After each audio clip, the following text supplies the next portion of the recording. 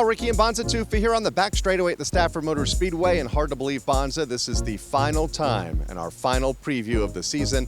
Feels just like yesterday, 159 days ago, that we did our first preview. And here we are, set for NAPA Championship Night this Friday.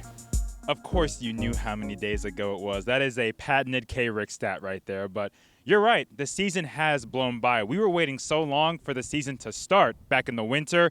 And just like that, we're in October. Leaves are changing colors, which means the end of the season is near. It's happening tomorrow night.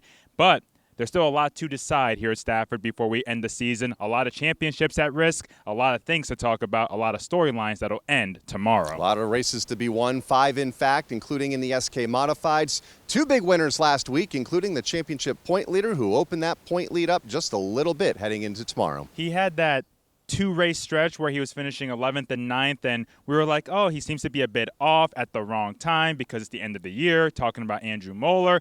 Well, again, he silenced those critics on Saturday, getting that win. He had to hold off David Arute in the last several laps to do it, but Moeller gets his second victory of the season, the first time he's won 2 SK Modified races in a year at Stafford. And that was huge because he lost some ground on Friday to Christopher because he finished 9th while Christopher got top 5.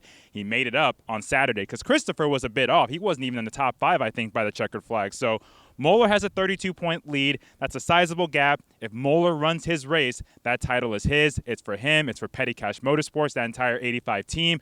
It's the first time we've seen them be consistent all year long since they started back in 2021, and it shows in the standings. The night before, Jonathan Pulio broke into victory lane for the first time in just over 2 years. We've always talked about that team. They struggle in the first half, but they come through in the second half. This year was no different. They switched cars mid-season, and they've been on a roll since then. Top 10s, top 5s, eventually got a podium, eventually got to victory lane. In what was a great race between him, Marcello Refrano, Keith Rocco. They were exchanging the lead back and forth throughout the 40-lap feature, but it was Pulio in the end that celebrated in victory lane. Our 13th different winner of the season. Been a very competitive SK Modified campaign in 2024. You mentioned 32 points. That's 16 spots on the racetrack. Doable for Christopher, but it's going to be tough. He's going to need help. He needs Moeller to have a bad night. And I'm not talking about a bad handling car. He needs Moeller to get caught up in somebody else's mess or a mess of his own doing.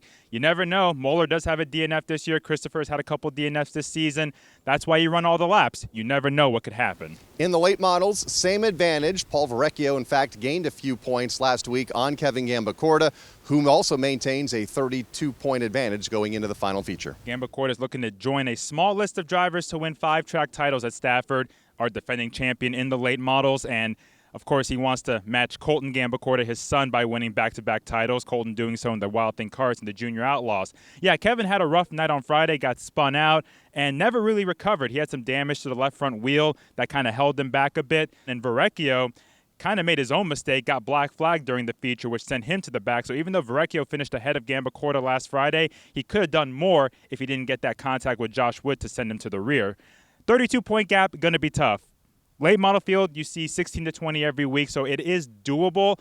But basically, Verrecchio has to hope Gambacorta finishes last, and he wins the race to win the feature and the championship. But again, the late models have been wild. The biggest challenge, get through the first 5-10 laps. Yes. That's been the tough part for the late models. If you can get through those first 5-10 laps where a lot of things happen, the last 20 usually go a little bit smoother and you have more time to make your way through the field without having any trouble. And while we've been watching the championship battle, the Adam Gray Express continues to chug along here in the second half of the season, back in Napa Victory Lane last Friday night. 5 wins on the year, all coming in the last few months, and what a finish. That was a wild, wild end to that race. Adam Gray, Tom Butler, Chris Meyer, they went 3 wide, I think, 3 times in the last 3 laps of that feature. It was a fun show to watch, a lot of contact, just good, hard late model racing. In the end, Adam Gray came out on top. He fell from first to third and immediately went third to first 1 turn later. So that 97 team, they're the class of the field at this point, in my opinion, because he's been fast every week. Starting in the middle of the pack, doesn't matter. He finds his way to the front. He's been doing it a long time, and that victory puts him in the top 10 on Stafford's all-time win list. That's a big accomplishment for Gray, all in the late models, no less. He hasn't done it in any other division, just in the late models, and now he's top 10 on the wins list. we'll see if he can add some more this Friday night in the final race of the year. His career high for wins in a season is 6. He could tie that tomorrow night. Speaking of win list milestones, Tyler Chapman buttoned up the championship, also speaking of photo finishes, won in dramatic fashion last Friday night, but could take sole possession of the all-time win leadership of the SK Light Modifieds this Friday. He could actually take sole ownership of 2 records. The all-time win record that Chris Matthews held for so long, that's tied, yes. And if he wins tomorrow night, he can break the single-season record in the SK Lights held by Tommy Barrett Jr. Chapman has 10 wins on the year, 22 all-time in the SK Light Modifieds in just a matter of 4 seasons. His first win was in 2020. And to cap it off, he sweeps the weekend last week. He wins both races. Photo finish on Friday against Chris Matthews. 22 thousandths of a second at the line. On the outside, they were side by side for the final 3 laps. A good, clean battle. Saturday, he took the lead in the King of the Crate and checked out. He was gone. The last 36 laps went without a caution flag, and Chapman just took command of the race and never looked back.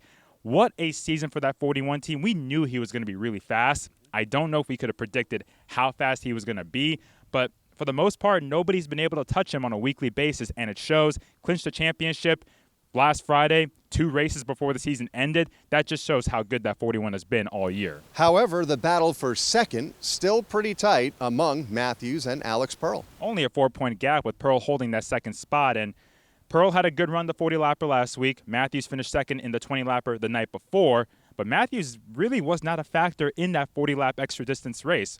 So we'll see what happens on Friday with the SK Lights. Obviously, it's so much unpredictability with the fields we've been having. It's so hard to have a clean night week in and week out. Matthews has had a rough night. Pearl's had a rough night.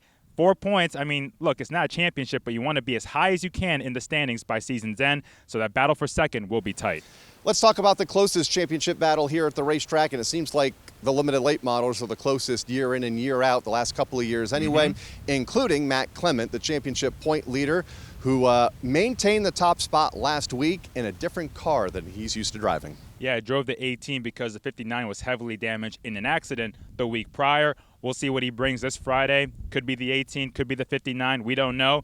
We thought he was going to race the 18 the night he had that spindle issue in practice, and they got the 59 fixed at the last minute, and then it wrecked. That's the way racing goes. Points picture, though. Clement has the point lead, looking for his first track title. He's finished runner-up twice in this division in 2 previous years.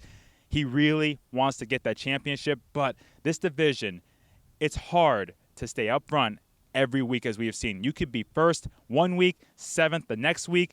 Last week, Devin Jensick was the fastest car amongst the 3. The week before, you could say it was Matt Clement before the accident. And Lavoie, he's been kind of in the middle throughout the year. A 6-point gap between Matt Clement and both Lavoie and Jensick. I am so excited for this 20-lap feature because it is the most unpredictable feature in terms of who's going to win, let alone who comes out with the title. We saw 2 years ago, Lavoie came in as a point leader, part in the car broke, lost the championship to Rich Hammond.